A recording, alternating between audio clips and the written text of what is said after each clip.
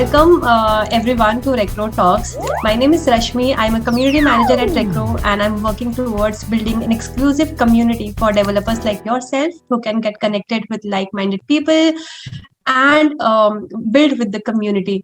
Thank you so much once again for joining us in the Saturday evening, spending your weekend with us. And I hope that you would have a fantastic learning from Shivaya and Muskin today. Let me quickly introduce Recro to everyone, who we are and what do we do.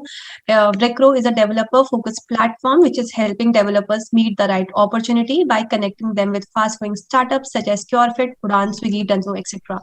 So if you are someone who is exploring or looking out for better opportunities, you might want to head over to Recro's career page post the session and you might find something for yourself there. All right. So that's a bit about myself. That's a bit about Recro. And now let me quickly introduce to our panelists for today.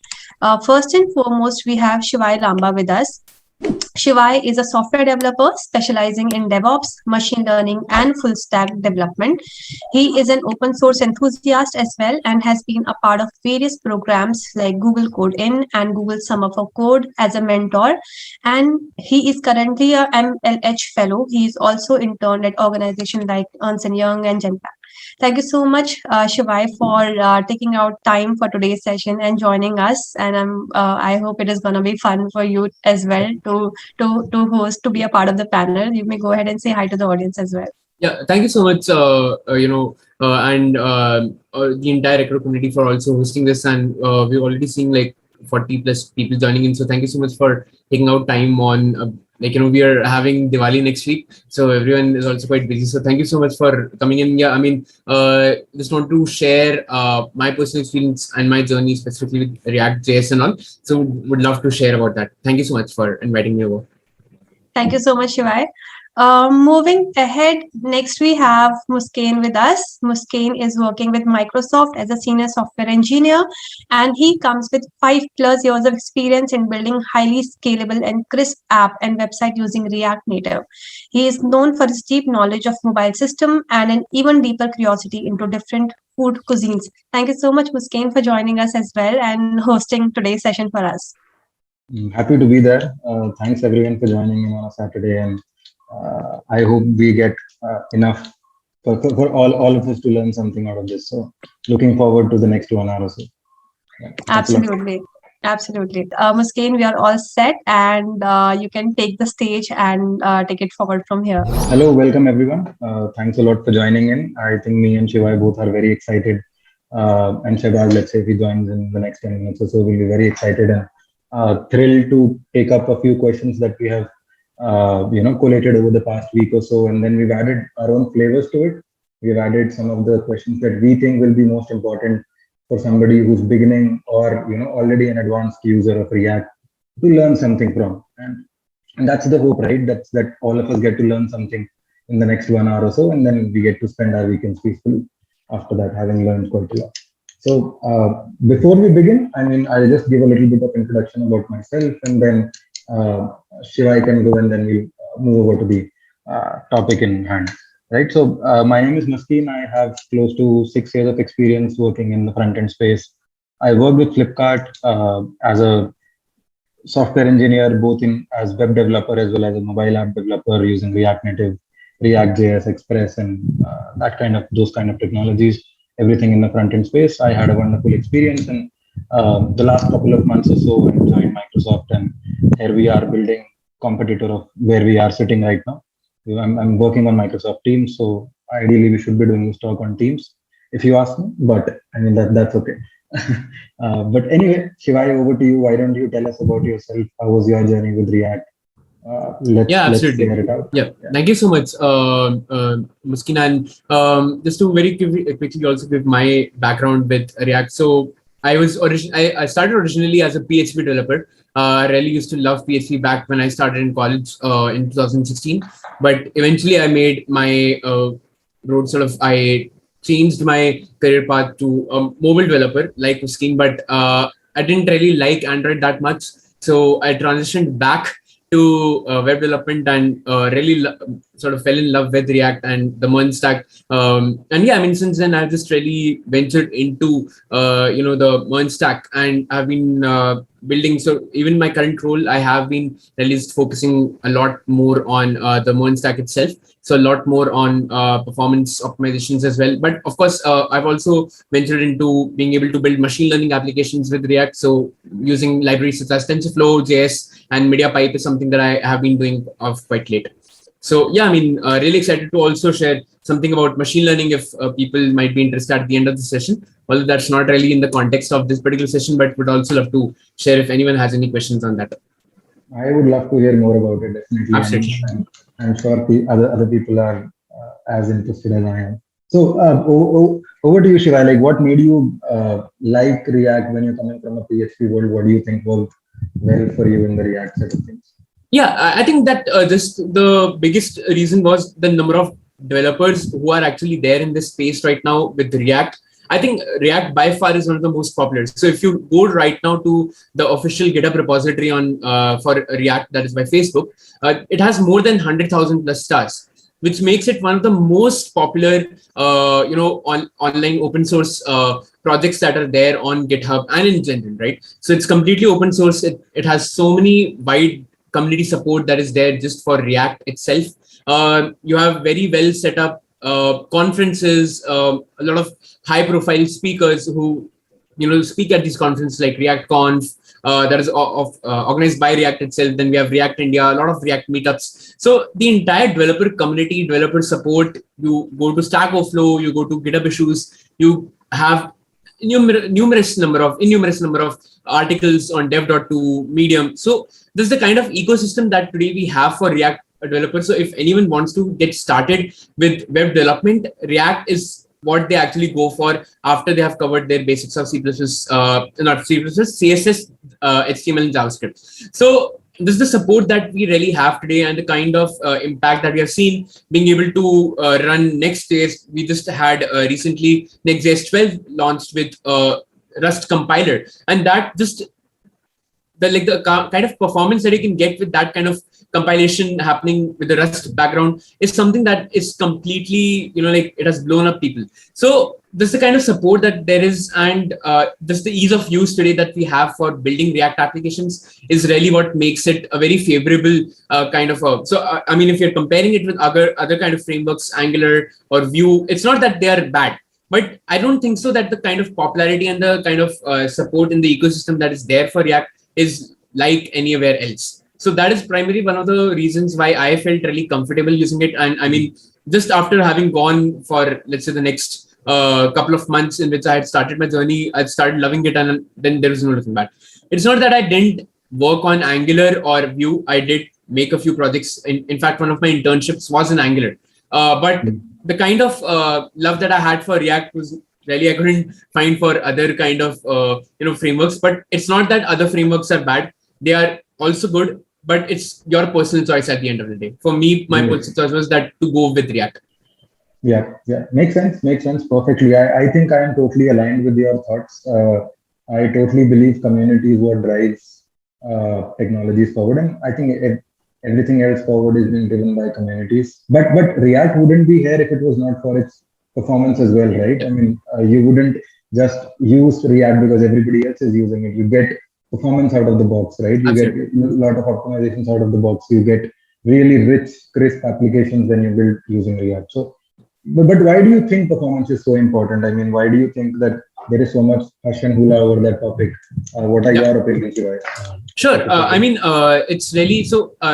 I actually watched this video by Google Dev Team. So by the Google Chrome Dev Team during one of their sessions. I think it was Google I/O in 2019. So they mentioned that almost 75% of the times when people are actually viewing, let's say, a web application, it's 75% of the times if a website is loading very slowly or the components that are rendering are very slow to respond, or whenever you're traversing from one part of the application to another part of the application, it's really slow. That's the biggest reason why people might actually stop using a web application or might, so actually like the design was only like, let's say 5 or 10% of the times why people did not want to visit a website. So in terms of creating a super fast application and being able to actually render the data today, we are seeing a lot of single page applications. We are seeing a lot of web applications that involve a very prominent backend. So to be able to showcase your data and be able to have very responsive websites, web applications is the way that is really important. So that is primarily one of the biggest focus today, why we want performance in our applications, to make sure that yes, whenever we are building any kind of a web application, we're not only it is not only loading fast, but then whatever kind of actions that you're doing on it, whether it's some kind of, for example, we're talking about Facebook. So we're creating a Facebook post. We are fetching some information from the backend with an API. We are using some kind of search. So all these operations need to really take, they need to be extremely fast. Otherwise, it really hampers with the overall user experience, right? Today, we are not just talking about creating visually beautiful designs. How quickly the website is able to render data, how quickly we're able to do some kind of operations is also equally important for the user experience. So that's why performance is really important. Yeah, and one more point that I would like to add out here is, right, so we have to be very responsive about websites. I mean, that also adds a lot to the performance, right? So like performance is a wide gamut of things, and adding, let's say, responsiveness, interactiveness, right? And in the usability factor as well, that you're able to do what you intend to do. If you're trying to search something and it doesn't work, there's no point loading a site upfront and then not doing what it wants you to do. So React offers a very easy way for you to, or other frameworks as well. They offer you a very easy way to do things that you wanted to do, right? So it's so close to the system, it's so close to the native languages that it helps you do that. So I totally agree with that. And so let's jump to one of the questions that I really like. It's like, is performance for you, Shivai, an afterthought? Do you think of performance after you've built an MVP of sorts, after a V1, or do you think of it right from the moment to go? Let's say you're doing a project and you're starting tomorrow, and do you start thinking of performance from tomorrow, or is it an afterthought? Let's say it comes 1 month later and things like that.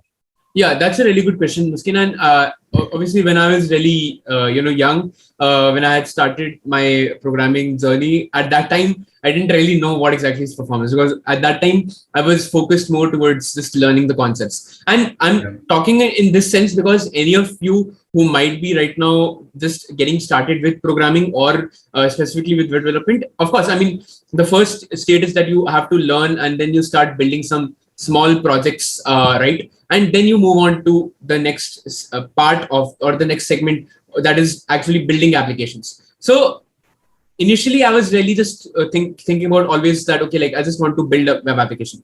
I just want to go ahead and build like a React application, and that's it. But then of course, when I got into a stage where I was not just building personal projects, but I was building, projects that were actually going to production and being used by hundreds and thousands of people.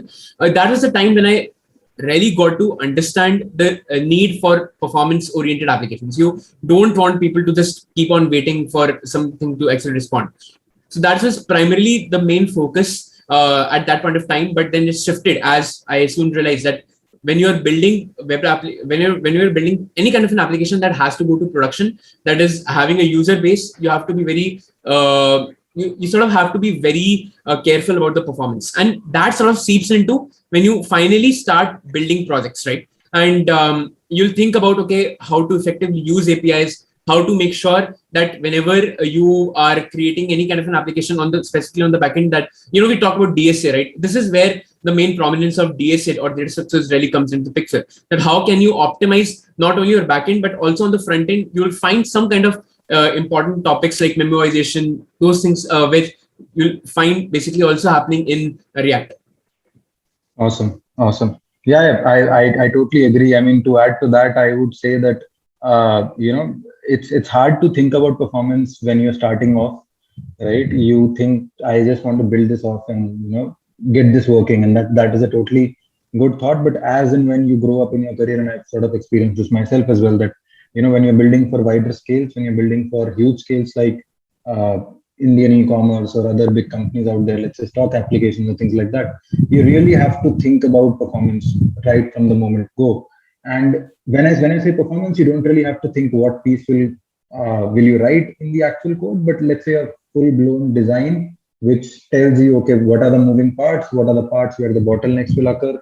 Let's say your API is the bottleneck. Let's say your too many renders are a bottleneck. Those are the points that you should actually figure out before you actually jump into writing the piece of code and stuff, because that eases, okay, writing anybody can do, but figure out the design, figure out the moving parts, figure out the bottlenecks. That's where things would become a bit easier. And I would encourage people who are starting off, who are trying something, to just give that bit of time earlier on. Try to write it down, try to design something before jumping into just building out an application, writing components, writing stores. Try to design things, try to have building blocks, and that would help a lot in the overall scale, overall performance of the application. Instead of having it as an afterthought. So slowly that will come. Don't push it, but encourage your own building blocks to be there right from the moment. In the meantime, I'm I got coordinating one with you. from Biswa. Hey Biswa, hi. How was your experience in Flipkart? I had a wonderful time. I stayed there for 6 years. So as my first company, it's almost like my second home. And I enjoyed that big billion day rush, which was like the peak of every year. And then I learned a lot. I moved from one technology to the other, and so on and so forth. So starting off a journey in Flipkart was probably one of the best things that happened. I had great mentors, great peers. So overall, hands up, I mean, crazy experience. Okay, while Shivai joins in, we'll take a couple more questions. How data structure is really important in front end. I would say it's pretty important. I mean, not to the extent that it is important in backend, where you're crunching numbers, you're thinking of databases and what to store where. You don't have too much storage spaces. You don't have a lot of dynamics that backend has, but still very important. I wouldn't skip it, because it's actually when you don't have too many resources that you really have to optimize, right?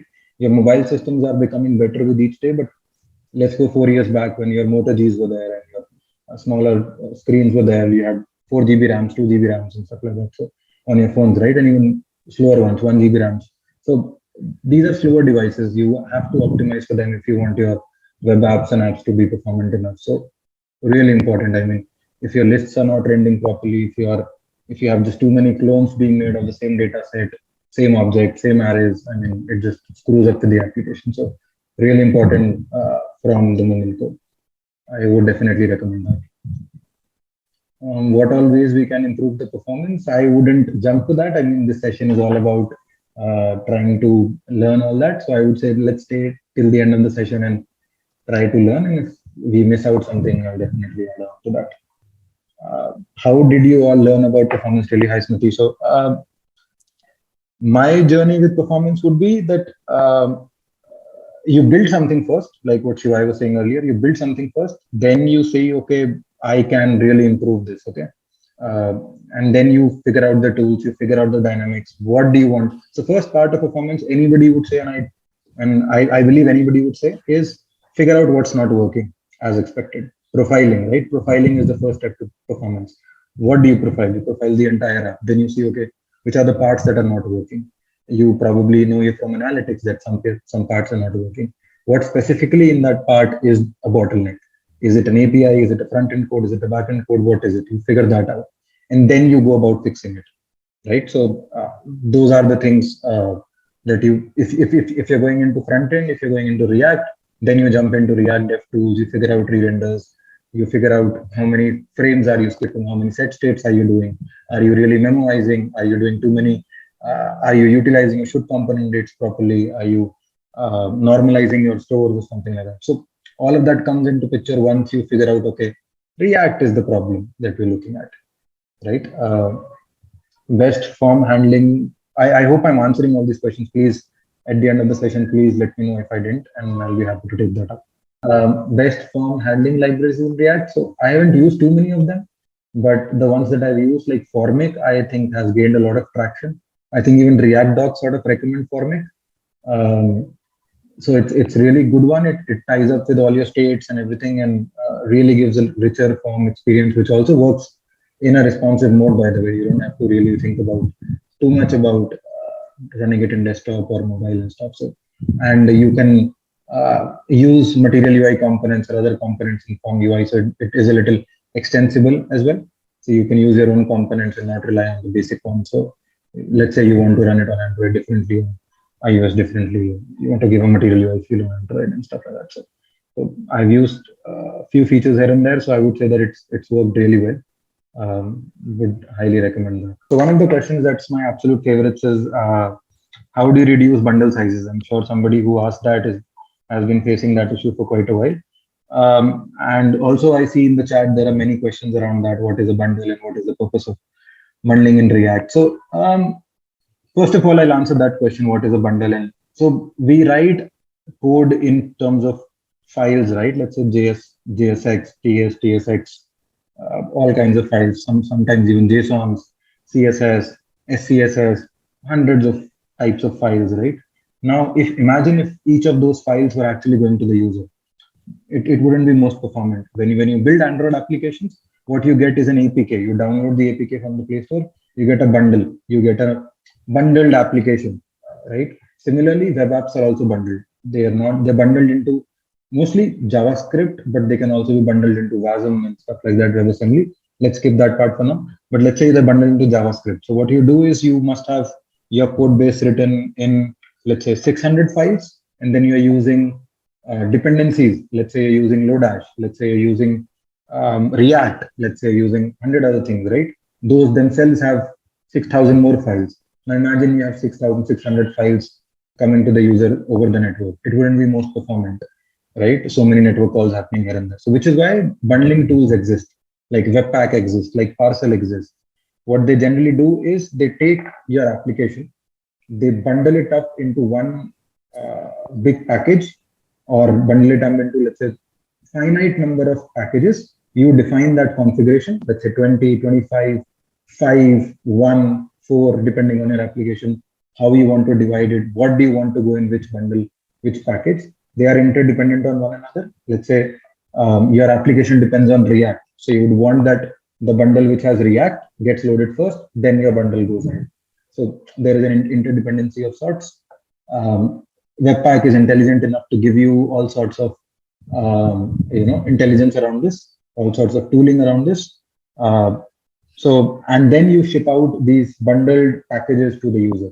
Instead of giving them 7,000 files, you give them 7, right? You give them 7. And as and when something changes in those files, let's say next release or another release, you change the URL or you destroy the cache or something like that. So there are different techniques around that. So that is why you use bundling. Now, how would you reduce bundle sizes?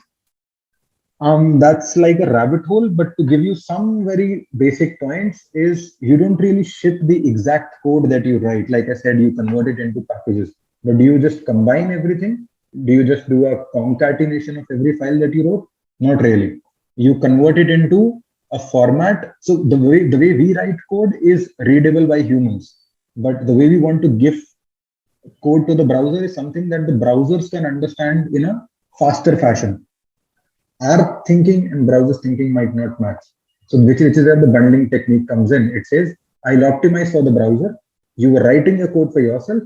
Now at the build time, I will optimize for the browsers, how browsers understand it. So they will optimize for that, right? Which means that the code that you write is not the code that you ship, right? It's slightly different. I mean, it looks differently, which means that you and I need to prettify code. We need to use prettier, we need to use beautify and stuff. The browsers don't, right? So there are plugins that do that. They take away empty spaces. They take away big variables names. Okay, this is my name. We'll convert it into A and change all the references of that into A. Suddenly your bytes have reduced, right? And they'll do that across the application, right? So imagine 23,000 characters becoming 400. Suddenly your bytes have reduced, right? So one of the techniques is using Uglify, using Telsor plugins, which remove comments from your code, which are something that you and I want to understand because we work on that. Browser does not need to know comments. They'll strip off comments. They'll strip off large variable names. They'll strip off unused code that you wrote someday thinking that they'll get used, but not being used today. Why do you need to ship it right now if it's not being used? Ship it off. You can also compress a code. compress the bundle. Your bundle can be compressed into gzip, like the zip files that you download. Browser can understand that. There are better compression techniques like Brotli. You'll use them. There are better image techniques like, let's say, WebP, AVIF, and stuff like that you can use to optimize. So there are a bunch of things that you can do. I would suggest reading about bundling, Webpack bundling, reading about uglifighters or plugins, how to minify, how to compress. As a starting point, these should give you good enough things. But if you do jump in more, I mean, there are multiple other things like tree shaking. There are multiple other things like caching those things at the browser end for the users. So that is where all of these things would come. And I hope I'm making sense. How do you go about optimizing your app or website? What tools do you use and recommend?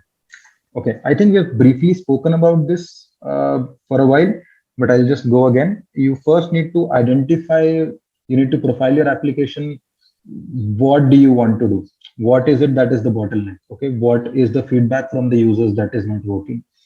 First, identify that, figure out, let's say if React component is a problem, I would suggest look into renders.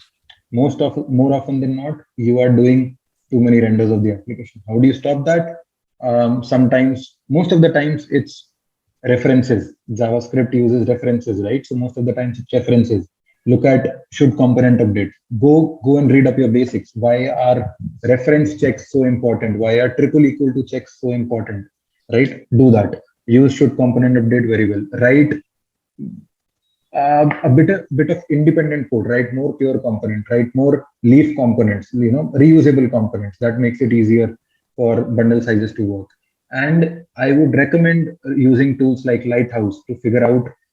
And if you've not used it, I would say jump out of this call at 5 o'clock, 5:30. Try and profile your projects using Lighthouse or Web Page Test or any of those things. Integrate core web vitals in your applications. Google has written a full-blown documentation around how web vitals are important and what do they mean for an application. Use that information, use that SDK, pump it into Google Analytics or any other analytics tool that you use. Make sense of that. You'll figure out that are the users having a problem at load or after the load? Are they having a problem with clicks or, let's say, page transitions or image loads or stuff like that? So that is why all these stuffs are important. You can't really know what end user is going to see unless you hook into these things. Look after your asset size. What are the asset size that you're shipping to the end user? Look at your image optimization techniques. Look at the kind of critical resources that you're using. Let's say you are using a fancy font for Latin, for example. But why are you using it for somebody who's using English? He doesn't need that, right? The user does not need that. Have those checks in place during build time. What if you're using fonts what if your application is waiting for that font to load, then rendering everything? Why can't you have a fallback font that renders? So all these techniques, I would suggest reading up, but more often than not, React DevTools, Lighthouse, React Performance Profiler, they help you a lot. Right? Using the performance tool in the browser, they help you a lot. Right? They'll tell you where the summary is, which calls are taking the most amount of time. You'll be able to see from that flame chart what is happening, where exactly is my LCP, where is my FCP, where is my FID, all of that. All those numbers, they make a lot of sense once you start looking at those. And those are the ways you learn about performance as well. Right? And then go into your code and figure out, okay, I think my TTI is not working as well.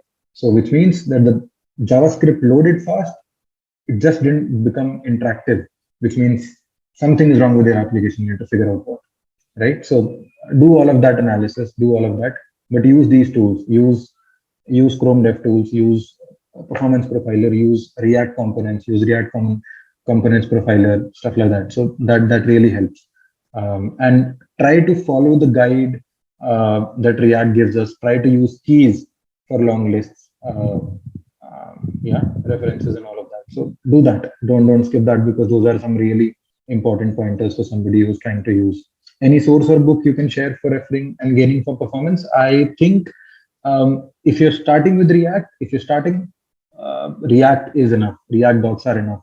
They give you enough links on where to refer, so you can go ahead and do that. But I personally am a favorite of that flame chart. I tend to use that. a lot, specifically that screenshot feature and network logs as well. They give you a lot of sense of which, and you use that waterfall model, right? All of that gives you a sense of what is happening, what is blocking. Use simple techniques like async defer in your script tags, because they help you a lot. Your JavaScript, look at the DOM content loaded events, look at the onload events, look at all of these things. They really, so as let's say there's too much information, starting point, look at performance. Try and go and see a flame chart today. Integrate web vitals in your applications. Use that data. Look at Lighthouse today. Have a record of those numbers. See how you are performing day in and day out. Look at your should component updates. Look at big components in your code base. Figure out how many times are they rendering. Try to optimize that. That is where you will learn about that. And the best tools for learning all of this is the Google developer tools, let's say for waterfall models, how to read performance flame charts in Chrome and stuff like that. Google Docs are the best. I wouldn't recommend anything else because they're probably the best things out there. Look at some of the CSS styles that are really performant, like font face, font display, font swaps, and things like that. So go ahead and read that. What is like when do you use server-side rendering? When do you use CSR? And what do you think are the pros and cons of each? What would you recommend to somebody who's getting into that React world? Should they use SSR everywhere? Should they use CSR everywhere? What is the identifying metric for all of these things? Sure. So first, I guess we can just start with what exactly is server-side rendering. I mean, essentially, the most important aspect is that when you are really talking about SEO, right? And you're talking about things when you require performance optimization, that is where we are really talking about server-side rendering, right? So basically, the primary difference between, I would say, the client-side rendering and the server-side rendering is that whenever we're talking about any kind of frameworks such as like Angular, right? Those are the cases when everything that we render, right? For example, you're talking about components, everything is rendered directly on the client side. So whenever we are talking about a client-side rendering, right? Essentially what we're doing is that you have some kind of a server that will basically make a request, let's say, to a server, and the server will just fetch you the result, and then you have to wait really for the client to actually render everything for you. So you'll have to wait before the JavaScript can actually fetch like whatever information that you sent, that it has to basically get compiled successfully, and only then it will actually come up and be useful for you to actually render on the on whatever web application that you're having. But basically, with respect to server-side rendering, that issue is sort of taken out of the picture. So basically, if you're having a lot of things where a lot of your content or whatever your data is on the server side, you can directly just render it using server-side rendering. And in case, even if let's say you don't really have a very reliable connection, even then that issue is sort of taken over with the help of server-side rendering. So, I mean, would love to also know your thought about that, Muskin. Like, what do you think about this? Yeah, absolutely. So, I mean, the way I think of it is, it's a no-brainer if you have a static page. Let's say you have a TNC page, you have a page that's displaying a set of static, images, content here and there. Why do you need React for that? I mean, you're using React to write that code, but do you really need React at the client side? Probably you don't, right? I don't think if your servers are fast enough, you do, and which they are today. So what your servers can do is, like, what is SSR? SSR is server-side rendering, saying that I'll convert your React code into HTML, right? I'll convert your React code into HTML. I'll give it to you when you ask for me for the page. Instead of giving you links to JavaScript, I'll render that JavaScript into HTML, that React part into HTML actual component, give you the entire HTML. You just paint it. You just parse that HTML and paint it, right? So you don't have to depend on downloading React and all of that. You just do that. Right. And if at all you want to do that, you want to have a dynamic page, you can always hydrate, right? You can always hydrate your application, which means that server-side content that you got, you add listeners to it on the client. That, okay, once you click on this, what do you need to do? You want to execute some React part, some JavaScript or something. That part you can attach listeners to it. And this is something that React offers for you to do. Frameworks like Next.js, they give you out of the box, right? You can configure each route to be an SSR or a CSR or things like that, right? So I would say that if your content is highly dynamic in nature, maybe SSR won't help as much. But and I might be wrong about this. This is just my experience, right? But if your content is slightly static or completely static, use SSR, because the first paint is huge, is like so fast in terms of like the time it takes to show up the first paint. It's actually very fast. Like in your client-side application, you would have a loader spinning around because your JavaScript is trying to load. You're trying to make an API call, and then something would come up on the screen, right? You'll have HTML, loaders and whatnot. SSR, because it gave you the HTML straight away, you just have something on the screen, actual data on the screen, and suddenly it would become interactive and responsive, right? So I would say that there are pages where you would want to do that, the pages where you won't want to do that. Like I don't think payments page would ever want to be a SSR, right? But your static content, let's say from a Flipkart point of view, a home page or a browse page can be a SSR page, because you know the content that it's going to serve to you. It's not going to change at that very instant. It can be a 30-second delay or 40-second delay or a 1 minute delay or something, or even real time for that.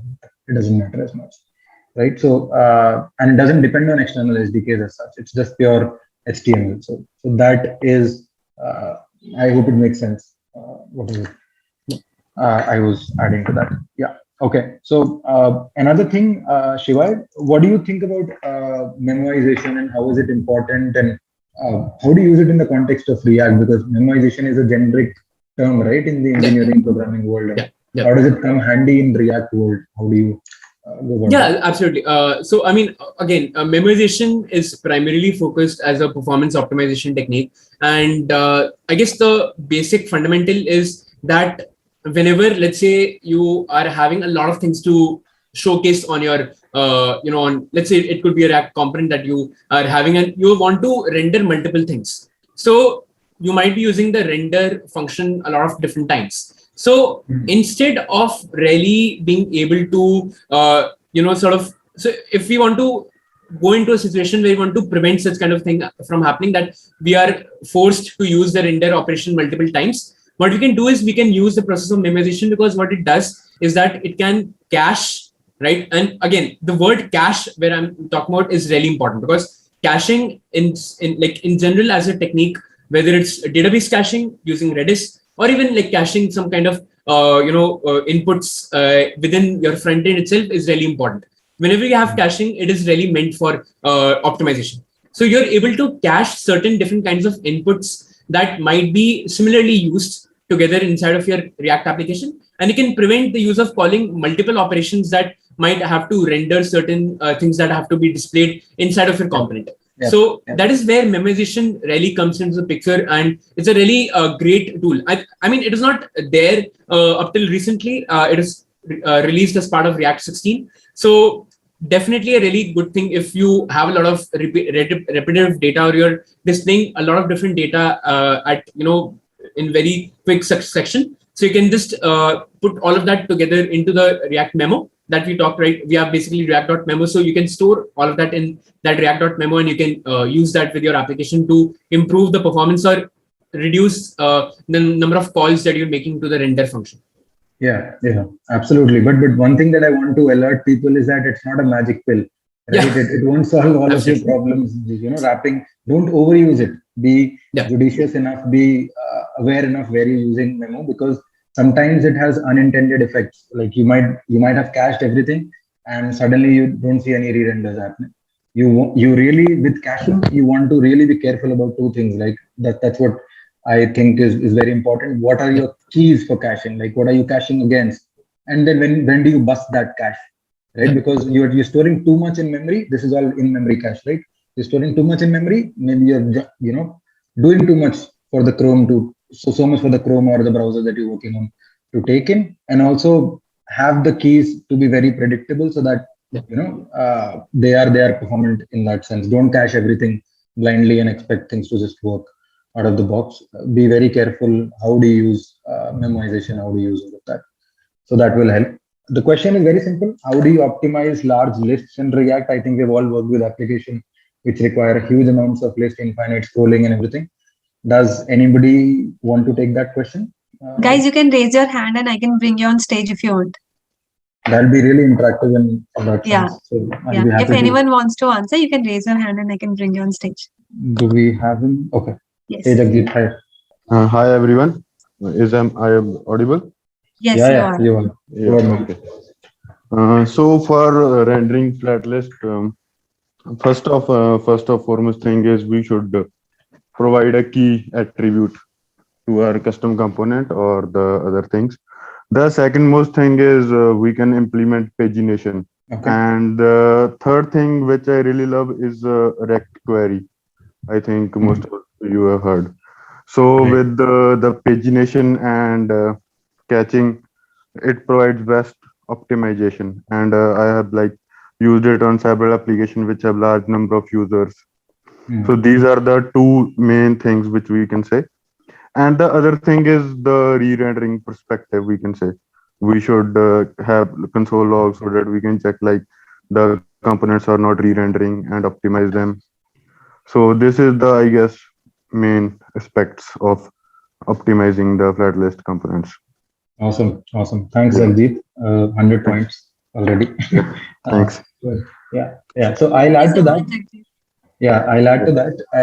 So when you're thinking about doing large lists, and I've had quite a bit of sort of experience doing large list applications back at Flipkart, so I can say that with fair bit of confidence that you might want to read about virtualized lists, read about recycle list views and stuff like that, because what they do is they like I think somebody suggested React window, which is sort of and virtualized list is React virtualize is another library which does that, which basically makes sure that even though you're entering, let's say, 20,000 items in a list, you don't really have 20,000 components that are mounting.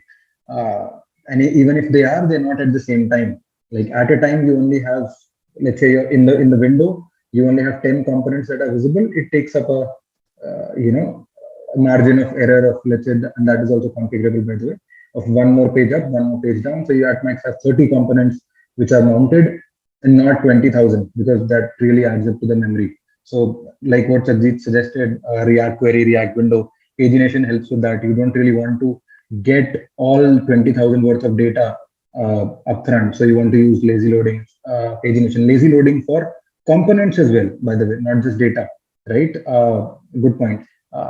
Lazy loading for components. Let's say there is a component that is coming later down in the list. Why do you want to bring that up as a part of a bundle upfront and load, delay the load? You want to put that down later as and when the user scrolls. What if the user does not scroll? That network call never gets placed, right? So and that's a win-win, right? That's a good enough experience. So I would suggest for list views, read a lot about keys, use them effectively, have a good ID, a good key for everything, because specifically when you're reordering lists, let's say in a to-do list or things like that, keys become really handy. If you are adding indexes to a key, indexes change with reordering, and that is why things go here and there. You'll see too many re-renders. And use paginations, use recycle list views, virtualized list views, React windows, React virtualized. All of these are similar tools. Pick your, take your pick and use them out. And throttle, paginate your network calls, use lazy loading. These are some of the good ways to effectively have long listing of applications and not burden the user with your thing. One other added user experience is you might want to preserve the context when you're moving between page 1 to page 2 to page 3. When you come back, you want to preserve the user's context. That what if he or she scrolled up until 10th page and suddenly you go ahead and come back and you see him starting from the top again. That doesn't work really well in terms of user experience, right? So do that. I mean, there are techniques out there. Some of the best ones, specifically if you're coming from a React Native world, it's Recycler list view that our team built a while back, and then from the web point of view, there is React Window, React Coaches, which help a lot. So I would recommend reading that. So it's around how do you manage, how do you recommend we should manage the state, and should we use context or should we use libraries and state which do the state machine handling for us, let's say X-state or Redux or stuff like that. What do you think we should use? And I would really love if somebody in the audience again would like to come up and say something. That would really help and make the session be a bit more interactive. Jagjit did a wonderful job back then. So anybody else who would want to take that up, please feel free to raise your hands and then we can have them on board. Yeah. Hi everyone. So I think we can use a combination of both context API and Redux. Suppose we have some static data that we need to pass to different nested component. That is static data. It is not dependent on any API changes. So we can directly store it in our context API. And this data is not something depends on the API changes. So we can directly put it in our context API. But we have something, we have some state that actually depends on our API changes or the data that is coming from the server. So I think we can handle those kind of data to our Redux state.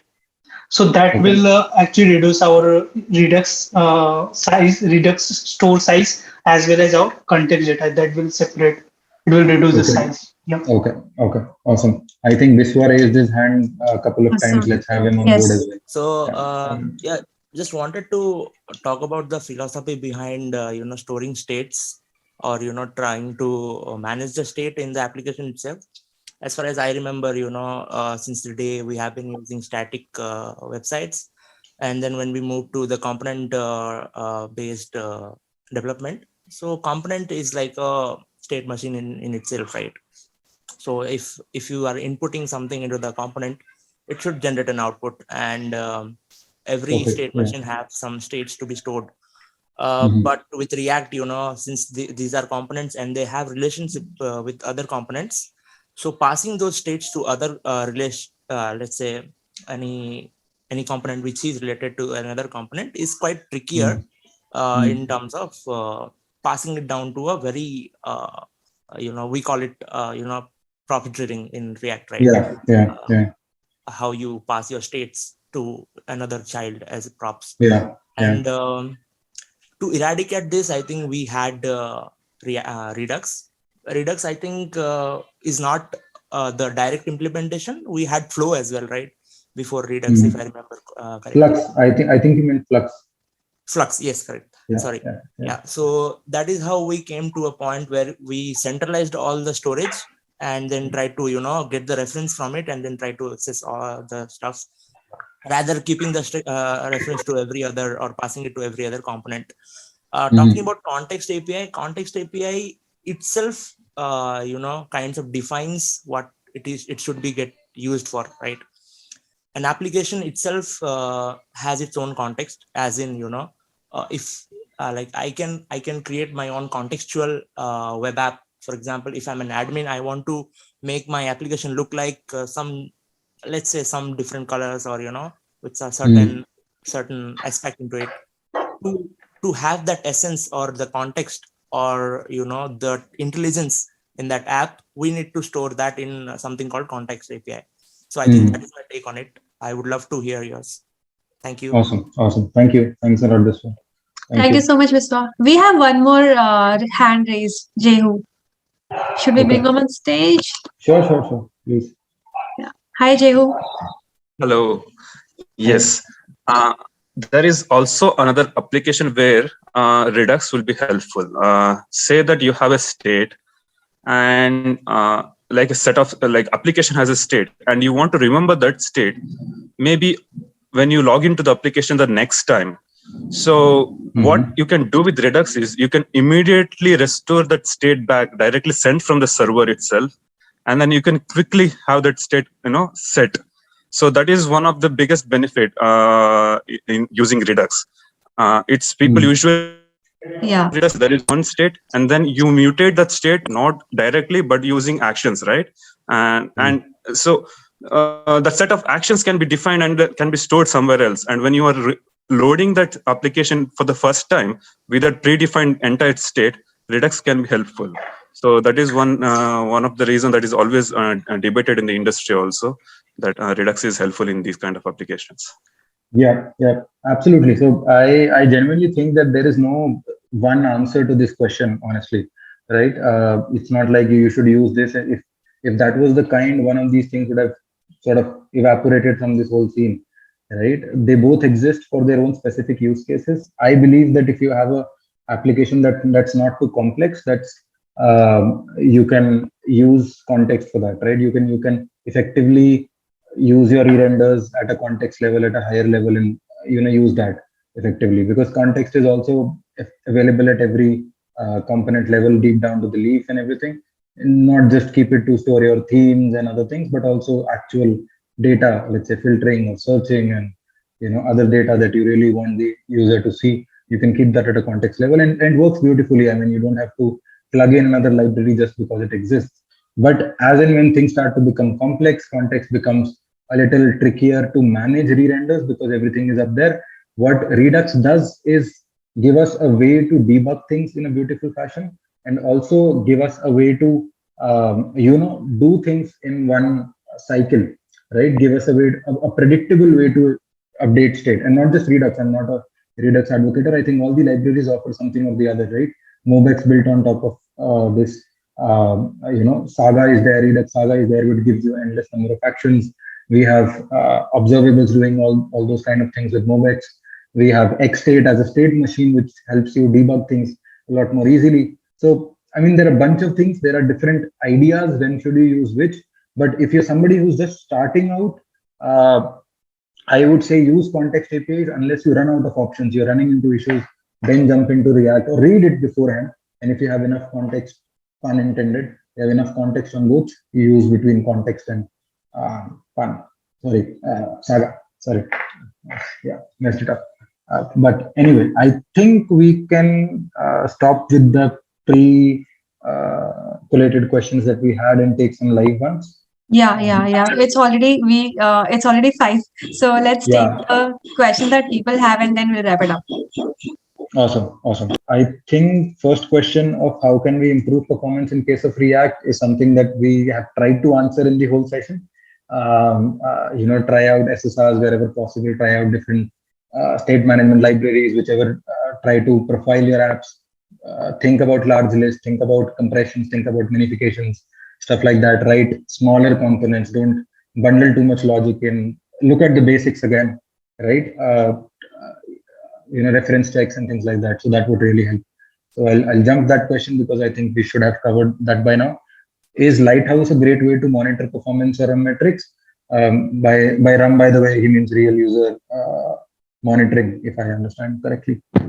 Real user monitoring metrics. So Lighthouse would not be real user monitoring, by the way, if I understand correctly. Lighthouse would be your application.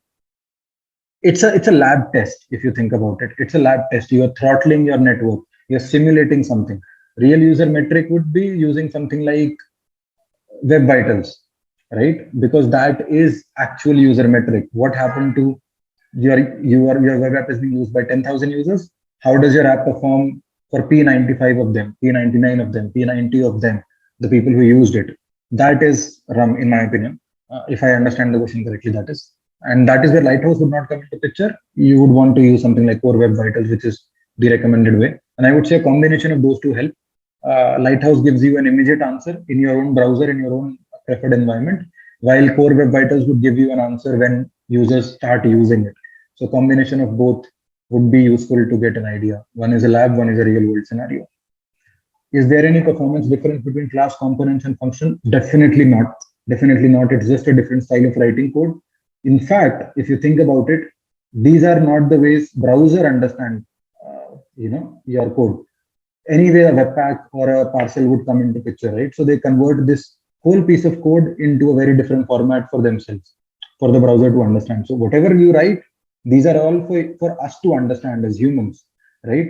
For browsers, bundlers take care of this, and there is absolutely no difference between writing a function component and a class component if you write it thinking the same performance techniques in mind. Yeah, if you mess it up in one world, can't really blame the technique for that, right? So be careful with what you're using, but shouldn't prefer one for the other because they are inherently more performant. They're not. It's just your own style of writing codes. How can you talk about your Microsoft interview experience? I think I can take that up as a personal chat. Do ping me on Twitter or LinkedIn, and I'll be happy to take that up. I'm not sure if I should be doing that on a public forum or something. Any recommendation for learning Most.js? This is something I would want to delegate to the audience. I've not used Most.js, so I wouldn't recommend something that I've not used. So if anyone has an answer, please do connect on chats and stuff. I'm sorry, I don't have the answer to this straight away.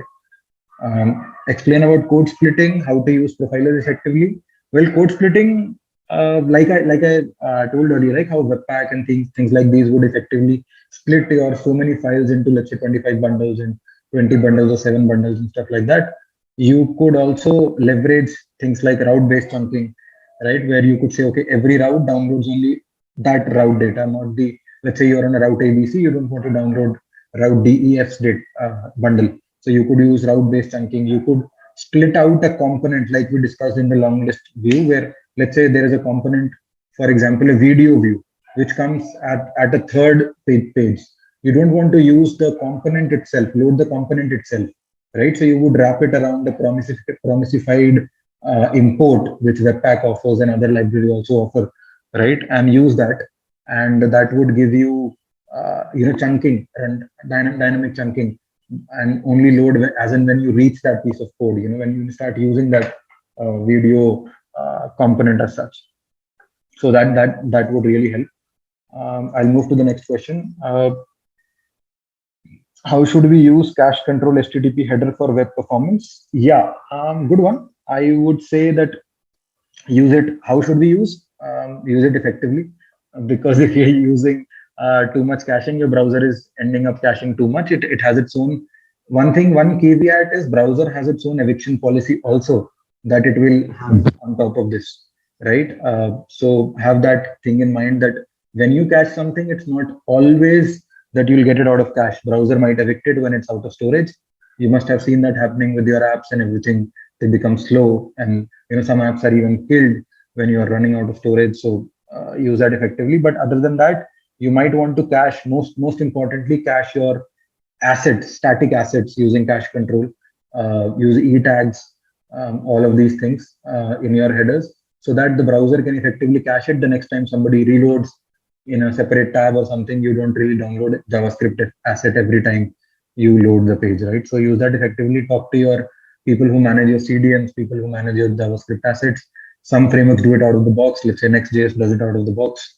Gatsby, I'm sure, does it too. But if you're deploying your own site, look at CDNs and look at those configs and figure out those things. How to render profiling in React? I think we've covered that, mostly around React DevTools, component profilers and stuff like that. That really helps.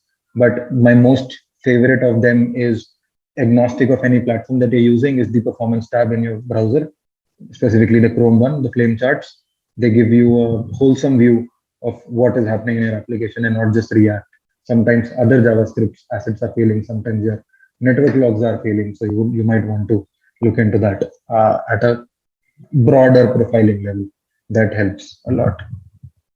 Quickly jumping into this question, which I really like, but isn't React code converted to HTML even when we are using CSR, because browsers can understand HTML only? Yes, that's true. It's just that while you are giving the code to the browser in a CSR, what you're saying is, I am depending on the React library to load, because you in your code, what you wrote is import React from React.component, extending a class or a function or whatever using JSX. That JSX gets converted into React.create element as of React 16, React 17, I think, or 18 has a different way of doing things. They have a React JSX runtime, but typically it is a React.create element. So if you don't have React, you can't really do a create element, right? Now imagine your server. Your server has React in the server itself. It's a file, right? For its file, it doesn't have to load from anywhere. So it has React at a file level. File level reads are faster than network level reads, right? So it's there. It converts it into HTML, gives you the HTML directly, instead of giving you links to React first, then giving you links to JavaScript, like your own code, which you download and then execute. This is the server doing all of that for you and then giving you the HTML. It's like making an HTML now versus somebody already making it for you, somebody who's faster than you, giving it to you directly. So that's the difference. It's all HTML at the end of the day. I totally agree, which is why you're able to see it in the element section and everything, and you're able to edit and do a lot of things like that. But other than that, it should be, I think SSR helps you with doing things a little faster at the server side, because those are the things. Shall we stop using get initial props? Means shall we only use get static props? I didn't quite get that. Are we still using get initial props? I think this was something that was deprecated, if I understand correctly. I'm not sure. I'll take that up and get back to you. Pavan, if you can ping me, I'll be happy to answer that for you. Does React use virtual DOM? Is it really sustainable with libraries which directly affect the real DOM? Example D3JS. Is it really sustainable with libraries which directly affect the real DOM? I mean, a combination of these things does affect. If you're using canvases directly affecting things, D3.js, I'm guessing would use something like a WebGL or things like that, WebGL or things like that, or Canvas. You don't really have control over there, because Canvas is something that you're using through your own JavaScript APIs. You don't really see things, bunch of things happening in the HTML. It's a whole new world out there. So yes, things can get a little tricky, and I would advise to try to bifurcate these two. I mean, if you're managing state of React and D3 in a common place, things could get tricky, but at the same time, it might be beneficial for you in a certain sense. I would love to hear the use case though, because I don't think there is one straightaway answer that at least I know of, which might be right for you. So if this way we can connect and we can see where to take that. But I get what you're saying. SSR has React as a file, with CSR has to load React via network call. But React was the package we installed in our app. But what is your app if not a network call? Right? What is your app if not? When you make your app, it is approachable via net, right? So let's say you have an app called, for the lack of a better example, Flipkart.com, right? Flipkart.com you try to use, you get an HTML at the end of the day. You get a link to an HTML. You get a 200 OK. The first thing that you get is an HTML. Now that HTML has links to all the scripts, React is not present in the browser environment at all. If that was the case, nobody would be using React, right? And if browsers had React, what version would they have, right? Would it have 16? Would it have 15? Would it have 17? Would it have which ones, right? It's your app's responsibility to use the React that you are using, right? And we have come to a point where we use single page applications. So sometimes, and this happens quite a lot, that a lot of applications use different versions of React across different pages. They even use different technologies. One page is React, the other is Vue.js, the other is Ember, the other is Angular, across the app, right? So it's your responsibility to download all of that, right? Which means you have to place a network call for that. So I'm not sure if you understand that. React was the package we installed in our app as a package.json, as a node modules. Yes, that is your computer that you're talking about. But to the end user, that does not directly flow out 1:1. It flows out in the form of bundles, and that's where network calls actually come in and stuff like that. So yeah, I hope that answers. I hope that answers, Smriti. And if you still have a follow-up question, we would love to meet you in the community. Probably, Muskan, you can also be a part of the community, and you can also you can be a part of the community. You can join the Recrotech circle, and you can ask your questions there. Or if you have any other feedback, suggestion, just join the community and be a part. Secondly, you can connect with Shivaya and Muskan on LinkedIn as well and Twitter as well, and ping them with the follow-up question that you have had, or any other question that you would like to ask them. And last but not the least, share your learnings with us. I have shared the link again.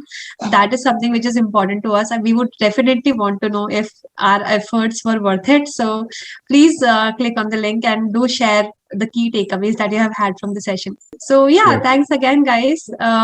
Thanks for joining us. I hope to see you guys in the community and in the next session as well. Till that time, stay safe, take care, have a good weekend, and yeah, have fun. Thank you so much, Muskan, for joining us. Thank you so much. Happy Diwali, everyone. Happy Diwali, everyone. Be safe. Have a good time. Bye. Stay safe. Bye-bye. And yes, do join the community. We'll see you there. Yeah. Thank you. Bye-bye.